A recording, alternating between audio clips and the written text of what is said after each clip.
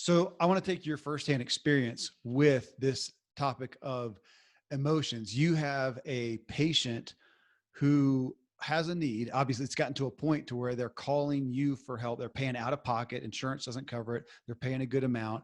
They're coming in for help. So they obviously have a strong desire slash probably just pain.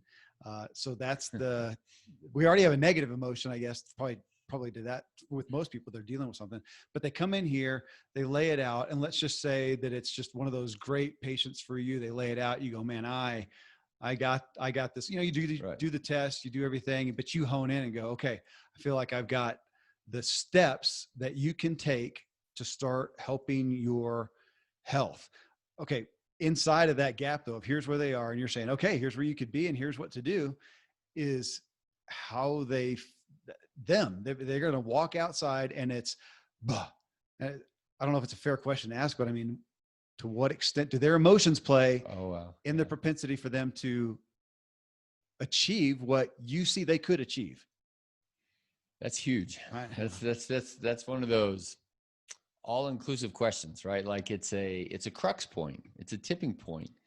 Even this morning in our guys meeting, and Todd said, you know, you can talk, but until you do the thing, until you jump in the really icy cold water, you only imagine icy cold water. And so for a lot of people, whatever the goal is, the vision out there, yes, it's going to cost time and effort and money and energy. And one of the things that I've added on to the front side of that is vulnerability. Bringing in just people open themselves up to admit, I'm not where I want to be, and I want to be over there. And I feel a little bit bad, or I feel something about where I am. And I think I would feel better about being over there. How much does that play into, that's what you're asking, to actually eat this and not that, do this exercise or that one, to, you know, work hard on your marriage or to not and stay in the same rut? I would say it's almost everything. I was tempted to say that as well. I mean, yeah. But that's okay. Let's just shut the show down. There you go. Well, so the point ultimately that is, if there's nothing more that you guys listening walk away with, is to say, in that gap between here's where you are, even if we can come out with the what you want to do, or, you know, the why and the what you want to do is, you know, how are you going to walk this out? And it's you're your own work. And more than think, it's how are you going to emote? Yeah. How are you going to feel? Like it's such a hard word. It's such a hard word, but I've got two examples that are jumping into mind on the clinical one, and one happened today, because in the clinic world, we're shifting our language to emphasize that the only person who has a feeling about your own personal choice is you. That in that sort of molecular moment when your brain clicks over to say, click, I'm going to go get a drink of water or whatever, there's got to be a line. Yeah. And so John this morning said, hey, how about I come in as a test patient and do, you know, sort of this new way we want to do things. And I hesitated there a little bit, because if he were to do that, it's very clear that he's not doing it as a real patient who has forked over effort, energy, money, and which is part of the emotion. That's it. So we chewed on that this morning. Yeah. To say it's pointless for you to do it because you're not doing it like for real, because you're not emoting like, oh my gosh, I paid money, I paid time, I don't want to disappoint the doctor, I want to be there with the coach, that all of that is part of it. So it's very hard to actually be sort of a test patient, precisely because of the critical importance of that line, that decision point, that ownership of my own feelings.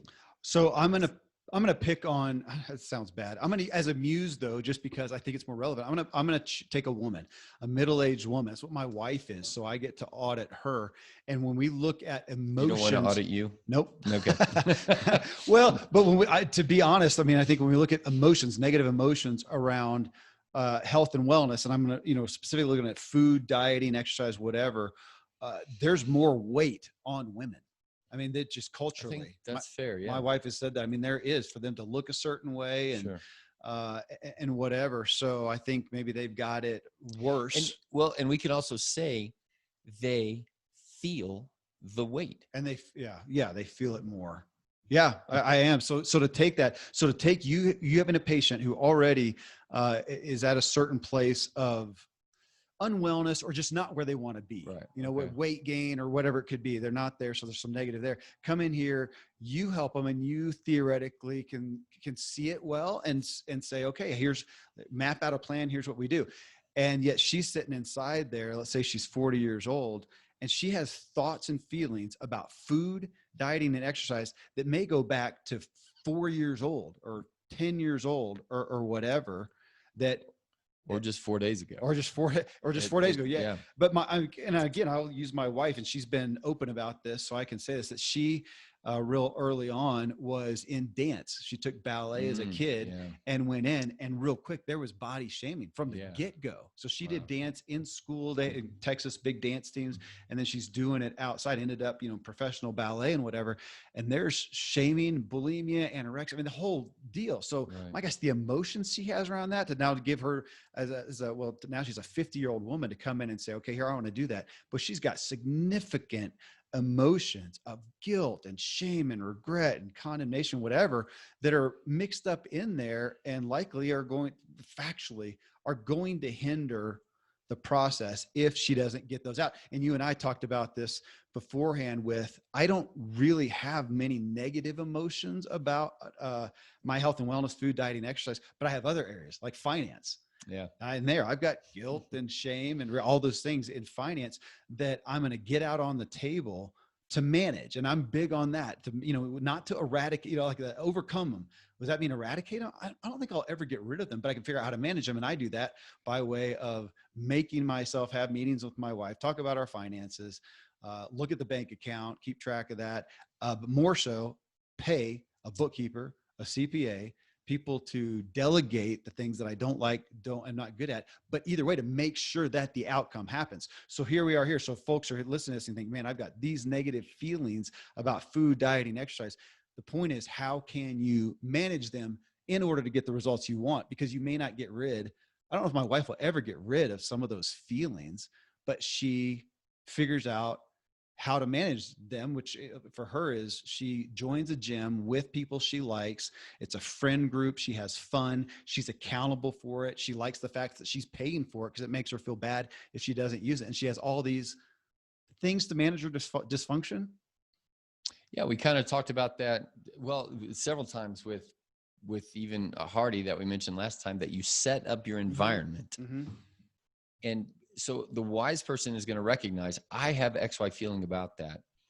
And therefore, in order to get to this place that I want, so you put in time, effort to call the guy, money, vulnerability, because your bookkeeper sees your dirty laundry there. And I could keep it all to myself, let nobody see, but now I've got a whole team of people. And they could steal from you. Right. So I would not know, unfortunately. So you would be the one guy to don't do that. Let them hear the don't show. tell anybody. So there's real vulnerability there. Yeah. But we're out there in the world, and we trust the economy, and we trust people, and that's the way it should be. Right. That's what we talk about all the time, that Ziegler said of, you can have everything you want if you help other people.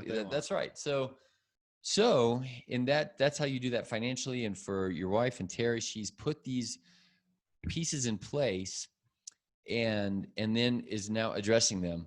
Yeah. I almost have too many patients floating through my head about the feelings associated with any number of things. Just the other day, we talked about Steve, that we've also talked about on the show, who was going to do a fasting. And do you remember what he said on day 2? I'm terrified. So he made it through day 1. Oh, okay. And he had done that in the past before, but he made it all the way through day 1, water only fasting. And then, my instruction to him was, wake up on day 2 and make a decision. Look forward at the day and say, you're going to have the idea, I can do this. I can mentally choose to do that, but you're going to feel something. You're going to have whatever we say, a gut sense, an awareness. And he said, so he had told me, I only did one day, and I pried in there and said, on the morning of day 2, as you look throughout the day, what did you feel? And his answer was terror. Yeah. Okay. And then and I don't like fasting. You don't like fasting. I never felt terror, right? There was nothing. It was more it was like irritation. Man, I'd rather just feed my taste buds. I know I don't need it. I'm not authentically dramatic hungry. Inconvenience was It's what just I not felt. fun. It was not fun. I mean, I had nothing to look forward to. It ruined the day. All those kind of things. Which is terrible. Which is terrible, but not terrifying. Right. True. Another patient, and we talked about this, and she does have what you're talking about.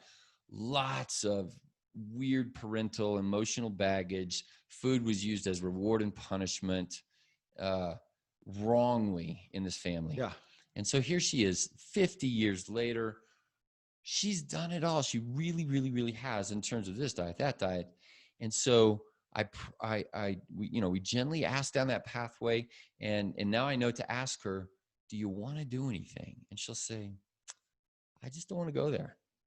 I'm just going to maintain. Be okay with that because it hurts too much. But even that, I love that. At least that's awareness. It's better than going, okay, grit my teeth, willpower, that kind of thing, walking out and then failing and feeling more guilty about it because you're not aware of this stuff that's handicapping you, right? Derailing you. Yeah. Right. You're not aware of that's right. And so she has been through that prickly, thorny patch enough to say, you know what? I've stubbed my toe there enough. I'm just not going to do that today. And so I'll ask, well, what about this way? What about, there's all kinds of ways. And she'll say, you know what? That is emotionally damaging enough that for this cycle, and we usually go 2-3 months, I'm going to choose now, but she's choosing to maintain, right? Okay. It's a choice. It's awareness and choice. It's not a give up. That's great. She's choosing her pathway forward. That's way different than throw in the towel.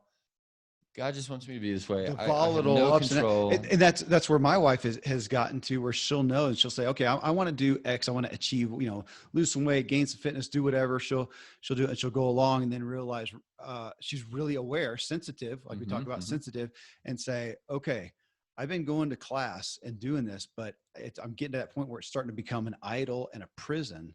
I may need to take a few days off. Brilliant. As opposed to letting it become the addiction, worshiping the mirror. Yeah. You mentioned something with the last patient though that I want to pull out was the emotions we may have attached to our upbringing, even from our parents. I think it's a great way for everybody to audit a little bit of their feelings, is just to go back and go, what did I grow up with? What was food, dieting, exercise? How was it treated in my home? Was it just totally absent, just a free for all and no guidance whatsoever? Was it used? I think you mentioned control. I think a lot of people use control, and definitely rewards. As you know, we've got our youngest adopted, and with her severe food issues, we were counseled to not ever use food as punishment, punitive, or reward, which is hard because it's a thing that she likes most. It's the easiest way to get her to, hey, honey, clean your room, or you don't get a snack or whatever. Holy smokes, she'll do it. But they're saying that is damaging. Going to warp her. Yeah. And I was thinking about just my other kids, my biological kids, and thinking, I don't think we ever used it as control. I feel good. I probably have to ask them for sure, but we totally did for reward. My gosh, I still do. I mean, as a country, we celebrate with food. I don't think it's all bad. It just is in relation to how it manifests for you individually, I guess. And here, I think we're tracking. I don't want to get us off in the wrong rabbit hole, but I want to say something here very carefully, that there is definitely people that are now in their elder or adult years, let's say above 15, let's say above 20, that you're out of the house, and there is some kind of baggage and scar that if your parents did raise you with reward or food or even and I think that was part of Terry's story about, you're even in her home, it was like, well, you're too big or too overweight or something like that. And that does do something. It absolutely does. Yeah. But then the question, and I don't want to say it's a hot topic. It's a highly debated topic in the medical field today is, okay, now you're 50. What happened at 15? How much does that bear on what's going on with at your 50? Now, and and so I want to be careful here because there are people in the diehard world of what happened then is formative pattern situations it sets up and it equals who you are over here. And I don't want to be in that camp, to be honest with you, because then you're nearly predestined. It's a self-fulfilling prophecy. It's like you can't get out of that. But that's what you and I are talking about, is recognizing how do you get out of it. So the encouraging point there is that on the other debate here, because a lot of counselors, that's their bread and butter. Let's go back. Let's talk about what, me, mom and dad did. And then let's come forward and refocus or reframe or whatever. And I'm not saying that's wrong, but there's a debatable construct on the other side of that says when you subject memory to rigorous studies, the fact is we don't remember very well. And what you think you remember is now got decades of layering. And so part of the baggage is by definition what you have put in the bag. So that's what I want people to understand is this is very hard for people to internalize down a wise front, because we live in a culture that says most of my problems are kind of halfway not my fault, or I'd really like them to not be my fault, at least not totally. Right. So just be careful. And at the same time, we don't want to go to somebody who's victimized and say, oh, that doesn't matter. Just, be happy and, change and reframe and refocus. Sure. So we're back to a bothness here. But so I think what for people to learn is to reckon, for most people out there who weren't in the extremes of narcissism, like nothing is my fault, and aren't in the extremes of whatever the opposite of that is, that everything is my fault and everything is wrong for me. So in the middle, which is where most of us are, is to recognize, of course, things happened back there that are impacting what's going on today, but also understand when we apply rigorous, and we've talked also about, we don't want to be chained by a randomized controlled trial either, but we do not remember well, especially what happened a while ago. Okay. Well, what you said, maybe you brought it to me, because this is knowledge that I didn't perceive really until the past couple months. So if it wasn't you, it was somebody, guest I had on a show or something, of saying, yeah, how we look back at the past changes. So if you had a great 10 years and you're healthy, wealthy, and whatever, you look back and go, it wasn't so bad. Happened at you at 11th year back. Yeah. You totally remember differently. Yeah. It was me. Because there's a book.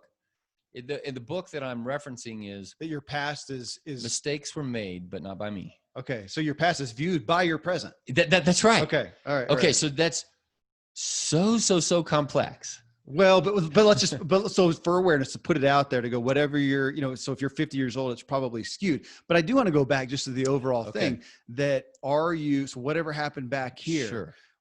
Does it affect you? And are you, imprisoned? You are at 50. And I would say, if you have zero awareness, if something, especially if something negative happened, sure. If there was some negative that you have been walking out and you're never aware of it, then I'd say absolutely. And that's the point of, well, hang on. What do you mean by negative? Well, because my gosh, if somebody just had perfect, and nobody did, but imagine if they had perfect upbringing and attitudes and health towards their physical body, their eating, their dieting, or whatever, I'd say, okay, there probably isn't any big problems to deal with or baggage to deal with. But if you did have, like my wife, if you had, body shaming and control and all these things happen, and if she was never aware of it, and now at 50, she's still a victim to those things, I'd say, let's just be aware. And maybe it doesn't take rigorous, but to go back and go, oh gosh, yeah, XYZ happened. She's done that. To go back, that happened. It makes sense. And she has had a ton of recovery, but either way, she can put it out here on the table now and be aware that, okay, as I decide, I'd like to lose 10 pounds. I got to deal with that. So real quick now, I got to watch out. Am I getting addicted to my classes and feeling imprisoned, and it's a vice or an addiction? Same thing to, food. Because she can go fasting, man, she can do it, but real quick, it becomes like a prison thing that you don't, so it's not a big deal for you. It's not an emotional hook in you. That's right. And it actually is for a lot of people. In fact, there's one other patient I mentioned. When I mentioned fasting, she's like, yeah, that's a huge trigger for me. It will trigger a PTSD-like response. And again, I want to be careful, because other people will they will idolize and become imprisoned by their current perception of their bad past. Oh, well, okay, and let me take it to my daughter. She's 8 now. And if there is, we've only seen it a couple times because we have her in a healthy environment, but see if there's the thought of a lack of food or I don't know, a deficit, or it's not going to be there. It's almost a panicked look. And we're not even totally sure what happened in the first 4 years. We're to understand that there was neglect. So was there, by the time we got to her, she had an overabundance of food. And maybe that was, people taking care of her, trying to compensate that she went for a long time without having food at certain times. So now they always had it. So it was, literally in her hands. We talked about that. It was a bottle of chocolate milk and a saltines cracker pack that she had at all times, even at night. It was in her bed with her. Wow.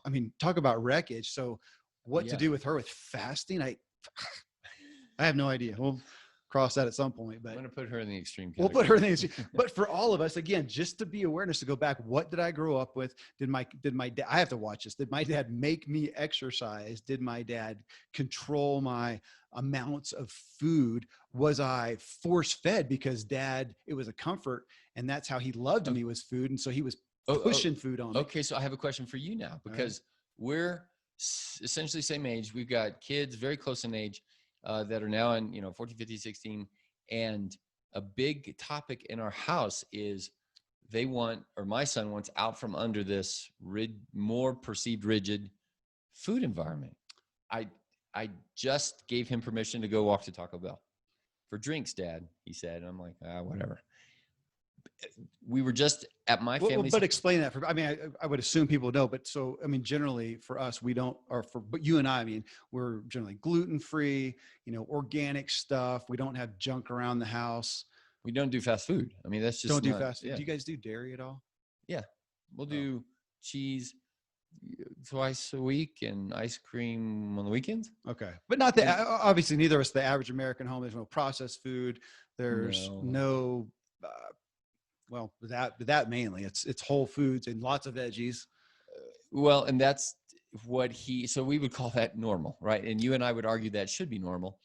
And my 14-year-old, culturally, it's not. Culturally, it's not. So he's hanging out with his friends. It's not cool to, walk around with broccoli, I guess. And isn't that cool? No, it's not. A Hot Pocket, that's cool. So we were in Kansas last week, and I have been banging my head against the wall because I can't remember what I ate when I was 14.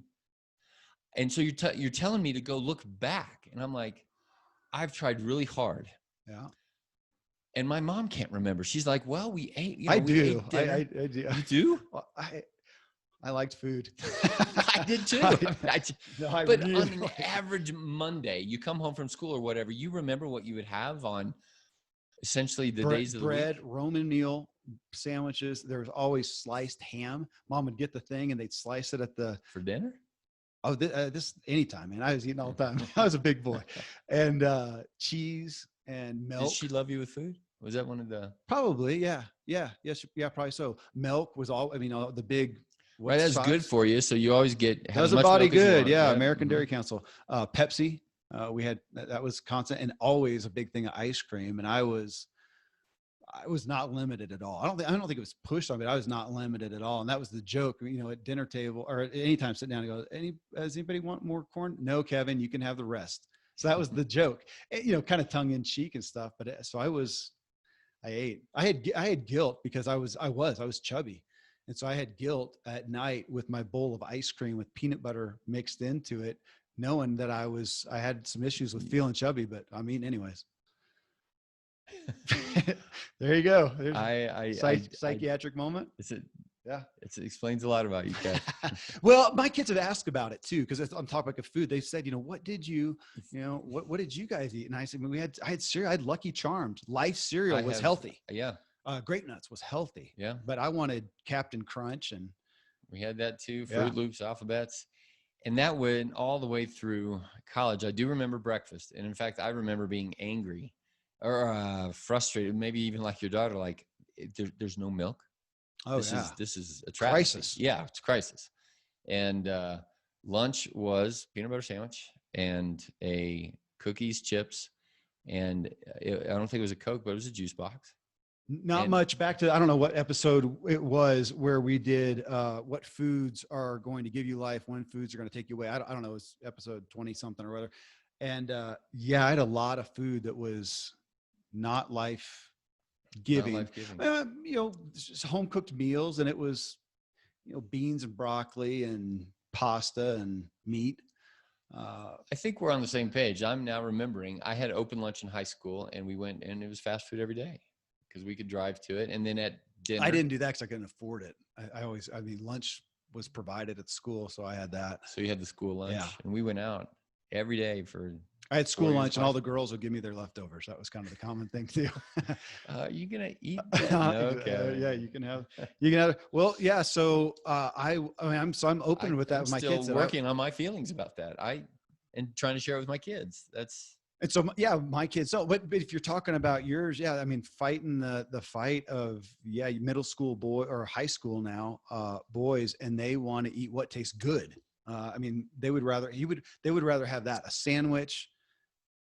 yeah. When I say, because you're a smart kid, you're an athletic kid, you know that broccoli is going to be better for you. Why won't you just choose to eat a little bit more? Because I don't like it. That was the answer. Well, I mean, my gosh, maybe I think kids in general, you get that high school and they're led by almost kind of as we talk about, we're all led by our appetites. I mean, that's a big one. And we know that with college, the freshman 40, yeah. Going nuts with food. And I've had kids who have done that, a little bit, but so it's awareness. Everybody listening to this, we probably have mostly everybody over the age of 20. They're now adults. They're buying their own food. They're cooking their own food, and they're looking and going, man, I want to feel better. I want to look better, possibly. And what is the past programming? What are the feelings? And ultimately that's even if we can't go back to your thing, if we don't remember, right? Okay. Right. What if you can't? What if you have amnesia before yesterday, right now, feelings for change. Yeah. Now. Right now, if we talk about food, the food you're going to eat, what is good food, what's not good food. So you're looking and going, okay, I would be best served to eat this type of good food, more veggie. How do you feel about that? Does that make you feel, that's good? Or is that angering? Is it feel limiting? Does it feel frustrating? Maybe you don't know where that came from, but what do you feel? Same thing with, with dieting, which I think most people, except for Dr. Randy James, have had some point of going, I wish I could lose a little weight, or, I'd like to lose some. How do you feel about that? Is it not a big deal? Just like cutting back on finances to save a little bit, it's not a big deal, or is it? And some people, that would be terror, to take away the spending, to not be able to make the daily Amazon order. And then exercise has got to be, exercise, along with just food is probably about equal. What do you feel about that? And what did you experience? My gosh, if you were in a sedentary home that exercise didn't exist, wasn't there, right? Or if you had, I'll never forget a friend of mine, and they were visiting, she was going to run, and she said, yeah, I just had a running family. That's what we did. Dude, that is cool. I want to do that, have that. And she was good. So what was the experience? Kind of the culture. And then regardless today, what do you feel about the need to move your body, exercise your lungs, have some muscle resistance? Is that, because I told you, so on the Ziegler show, I so often with my guests go through their habits. What are your daily and consistent habits? And I have had, I don't think I've had any of them that when we hit the topic of exercise, they said, I don't do anything. I don't recall.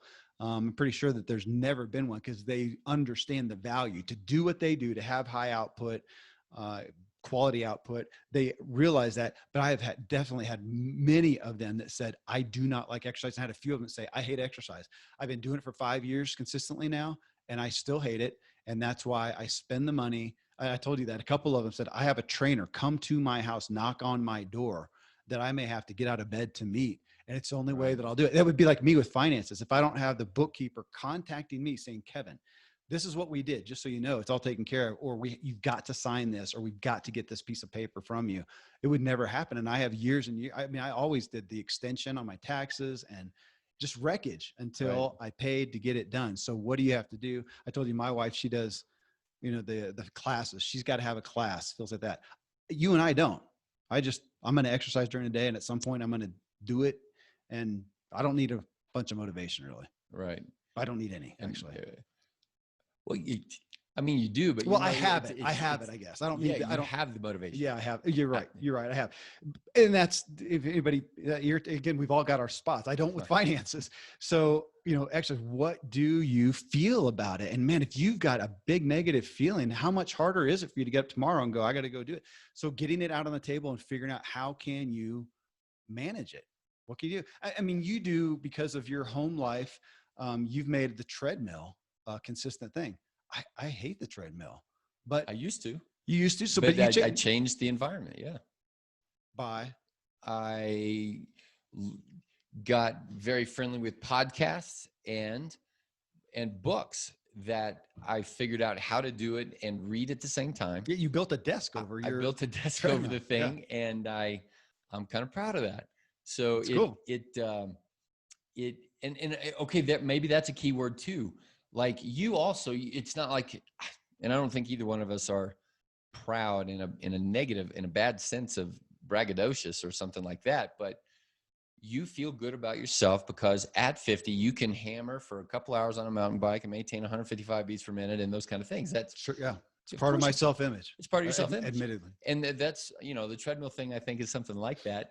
And in fact, this summer, I haven't been on it this summer at all because I like outside and just, a choice of where we live and just, I'm going to go walk around our, acre and, with a book.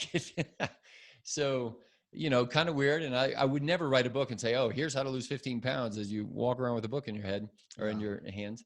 But that's I like books. I feel good about that. And it doesn't get me to the 155 beats per minute, but I'm choosing to say, you know what, I'm okay with that. Well, we're back. You know what? And I'm rethinking something because we're back to saying, here's where we all are. If we right now, in regards to our health, wellness, food, diet, if we all said, I'm good. Well, great. Okay. Yeah. You don't need me. You're good. And you're good with whatever you do to maintain your health, you're good. If you have any desire, we're talking about what is hindering you from doing it, one, and I would say also doing it with a level of peace, because gritting our teeth and killing ourselves, and we got there, but it was an ulcer and we hated it. Because you just said, if you have any desire, and you're going to say performance enhancement to do something better and go down that pathway. And I was going to put in there, or if you should. Okay. But then it's the balancing act again between if we're wise people, we all have to recognize we're not as good as we could be. Yeah. And I like Tom Ziegler saying, every year, what's the bad habit to drop and a new habit to put in? Yeah. Well, yeah. So personal development. So where are you where you want to be? Well, but one thing I was going to say, if my wife heard this show, she wouldn't. Has a long list for you. She would. You know what? Well, she wouldn't mind what I've divulged about her, but what she would say is she would say, "Oh, Kevin, all your stuff is not all healthy." No, that's what I mean. She's got a long list. Yeah, because she would you to work on you. Because I know what I want to do, where I want to be, and I'm doing that. But is it all perfect health? Because she has told me before. She says, "Dude, you have an eating disorder. You got your own little thing going on over here with your own eating disorder." Chef always does. The fixation on it, the how you manage it, how I'll be militant about it. And even with exercise, she said that you got some addiction there. I think that why can't you feel good about yourself if you don't exercise? Okay. That's a fair question. It'd be like, to the rich guy, you can't feel good about yourself unless you have $1 million in the bank. Yeah. Is that hell? Well, so we all got our stuff, that's why I was. And we do. We all got our stuff. Yeah. So to some degree, though, she's irritated that my dysfunction helps me achieve what I want to, and I'm kind of good with it. I'm kind of at peace. Well, hang on a minute. We've talked about this too, because, for me as an employer, I'm great if I hire a type A guy who wants to work 10 hours for 8 hours of pay and not go home on time. And, if I give him an extra thing to do, he does it. But I'm helping him. I'm enabling his ill health. Okay. And that's where I'd say, we all have you're right. You are sort of lucky in that our culture, in this cultural moment, you get some strokes. Yeah. Right? Like, wow, Kevin, you can do that and that and that. And you're still, putting bread on the table and doing work. Meanwhile, somebody who's stuck in an 8-hour / 10-hour job, the idea of getting to the gym or going on a mountain bike ride it's a hard thing to conceive. And therefore he feels, it feels overwhelming. Sure. Okay. Yeah. From a emotionally leveling aspect, how many guys specifically who come in here who are multimillionaires that I feel horrifically, I'm not showing them my bank account, dude, at all. And that's easy for them. They're making money. Right. They can I just do know it a lot without of those guys. thinking. They can Yep. do it without thinking. They're motivated by They it. fart that stuff. And they fart this. And I am not. I am not. My wife she would be happy to take half of my your motivation. Exercise, yeah. Let's put it over here to finances. Through the years, oh my gosh, there's plenty of times she'd say, man, just stay on the couch and make some money. Yeah, you talked about Taco Bell. I'll never forget the time she said, would you just go get a job at Taco Bell? It's probably late 20s or something like that. But yeah, this is, and I know you do too. And I don't think we as a culture, even if we take personal development, which that's what you're in as a doctor. I mean, it's taking somebody who wants to progress over here and trying to help them as much as helping ourselves, that we don't give enough validity to feelings. I talked to somebody today on a show that I did, and my own journey into my 40s was, it doesn't matter. Literal conscious thought. Doesn't matter what's happened in the past. Doesn't matter what happened to you in the past. All that matters is where you are today, where you want to go, and what you need to do to get there. That's classic coaching, as opposed to what you talked about, counseling, where we're going to go back and dredge it up. I mean, I talked about it negatively. So I don't care. Where are you now? Where do you want to go? What's it to get there? And then found out in my own life, why am I repeating these habits, these bad habits? Why am I sabotaging this? And I did go back, and I don't know if I'd call it rigorous. It's interesting that you say that, but mildly at least went back to look at things and go, oh, and got a little help and a little insight. You know, oh gosh, that makes sense. Now that I'm aware of that, let's put it over here and stop the bad cycle, hopefully. And that's where I don't think in personal development we put enough on what do you feel about it? Mm-hmm. Okay, we got a plan. We can see what's happening. We got a plan. But what do you feel about it? Let's get that on the table, because if you've got some really negative feelings of self-loathing, or again, the big ones I think are going to be shame, guilt, condemnation, whatever it is. Shame and guilt with health and wellness is probably really huge. Or like in my daughter's case, fear. Or gosh, my daughter, Steve, here's fear. Educated, affluent guy, and he has terror to think about not eating. Mm-hmm. What's wrapped up in that? I have no idea. A lot, right? And whatever it is wrapped up in has got decades of wrapping. Mm-hmm. And you can dig too far down that hole and get stuck down there. Yeah. And there's a group of people that can't go and look back anymore, because it just re-triggers. They can't go back, and like you went back and said, I didn't know that. There's awareness, and now I can build my now self and future self in a better way based on that awareness. And some other people, they go back and they look at that and they're like, and they're right there again.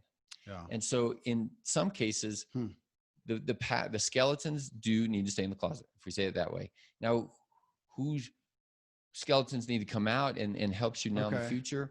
Who needs to, bar that door and never go there again, kind of a thing. That's so individualized.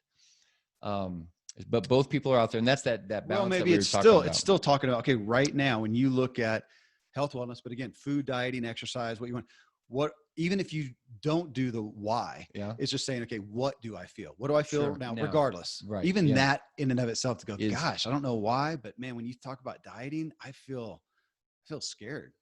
Mm-hmm. Okay. So whether you feel the need to unpack that or not, just to go, gosh, I do. How can I manage that? Getting it out on your own internal mental table, so to speak. That, because for me and my family and with my kids right now, I feel dramatic inconvenience. And in fact, Marcy today made a statement, because we were talking about, do we need this pot? In fact, I got it for you out in my car. It's a grill thing. Oh. And we don't need that. And she said, well, if the kids weren't here and whatever, and I'm like, we got 10 more years of kids being here. They don't want to eat that way. I'm tired of, so this is dramatic inconvenience. This is off tangent a little bit. We're right there. For some reason, we are feeling more tired and being more lax than we have in a long time with food. Well, I mean, not that we're just going and buying Hot Pockets and stuff, but our version of lax is going to be a version of lax. And I am on my older son's version, but I got a younger son that needs to hammer. Like we need some rigidity while he's in that age group. And I've said multiple times to the family, hey guys, are we ready for a 2 or 3 month, really rigid kind of thing? And everybody is verbally ready. And I'm going to put this out on the table. How does that make you feel? Because it makes me feel dramatically inconvenience, put out, just burdened. It may be, right now, of course, as we're talking, we're amidst COVID and people being at home more. I am probably guilty of being more celebratory. We're home together. Everybody's there every night. I'm always happy to celebrate with food that we're doing that. So then if we don't, that's negative. Oh, really? We're just going to have. Okay, us too. And now here I am talking about getting more rigid. We've just been 2-3 months of weekend every night mentality. And it's like, man, you mean we're not? And my younger one will say, he said it the other day, we're not watching a movie tonight? Yeah. I was shamed by that. Well, we have watched, and I think it's, everybody's talking about it. We have. Yeah, totally. We now have Amazon, Netflix, and Disney Plus or whatever. And I still complain there's nothing to watch. Yeah. Yeah. I've got one more. I was noticing our time there too. Yeah. This week, she is retired. She is 50 pounds overweight, has been for a while. We've been working on it. She verbally says, I want to, every time we talk about this, and Jane and I, my nutrition coach, have talked about it. Said, what do we do with this person? Because for 2-3 years now, we say the same thing and the same thing and the same. She keeps paying the money. And so this last time, the patient actually said, oh, and by the way, some other consequences had happened, bad ones. Like she needed a stent, a cardiac event kind of a thing, and not making any headway. She's got significant issues that we can work on. Like, here's the pathway. She talks to Jane monthly. So this last time she even said, well, I don't know if I should continue with the program. And in my head, I'm thinking, you haven't done any of the program. And I said, okay, cause it's just, I was stymied. And I said, what are your goals? And she said, well, I'd like to lose some weight and get off some medicines and reduce the amount of supplements I'm taking. And I'm like, okay. And then a few minutes went by and we had talked about food. And she said, I just really don't want to change. And I just landed on that. So I said, you are overweight. Are you satisfied? Are you okay with where you are right now? She must ultimately be okay. And ultimately she said, well, yeah. Well, and I'm like, well, man, it's hard to motivate yourself to do wasting money and guilt, I guess. Yeah. And so then we kind of said, well, here's the things that I would do based on these labs that they're not good. And she's got her regular doctor and, they work and bounce around on the numbers and stuff, but it was right there. The feeling of, do you want to make a decision to do these things? And I think she just does not want. Well, there's the emotion of desire. And that's the one where I like looking at, we say, here's where we want to go, or we think we want to do, or we want that, as I talk a lot about. Her words are not right. Or yeah. I should want that, but they don't really. But to say, okay, in 1 year, whatever the time, 3 months, in 6 months, in 1 year, is it okay, acceptable if you are right where you are now? And if the answer is yes, you obviously don't have the motivation to change. Let it go. Get off the guilt train or quit wasting money or whatever. There's going to have to be a catalyst. Because ultimately, that's right. That's where you and I are both into the motivation, that line of decision of put a time frame on it, put a time, effort, energy, money, vulnerability in there, because otherwise. Yeah. Well, a lot of times that's more motivating than the avatar out here. You could be here. You could drive a fancy car and be Superman. Is saying, but that's not as motivating as saying, am I okay if nothing changes? I'm right where I am in whatever area, whether it's finances or health and wellness, in a year. And I would say health and wellness. Am I okay if I was right where I am a year from now? It wouldn't kill me. Finances. Now I actually have some goals that I want there. Work progress, things that I want, some experiences with my family. There's some things that I'm not okay if they don't change in a year. That's good motivation. I agree. Yeah. Yeah. And that's good motivation, and it's good motivation down all those fronts. In order to be the kind of people that can do those things, we know, well, nutrition and exercise and sleep and all those things are important. So I'm motivated. I'm motivated. I hope that's helpful.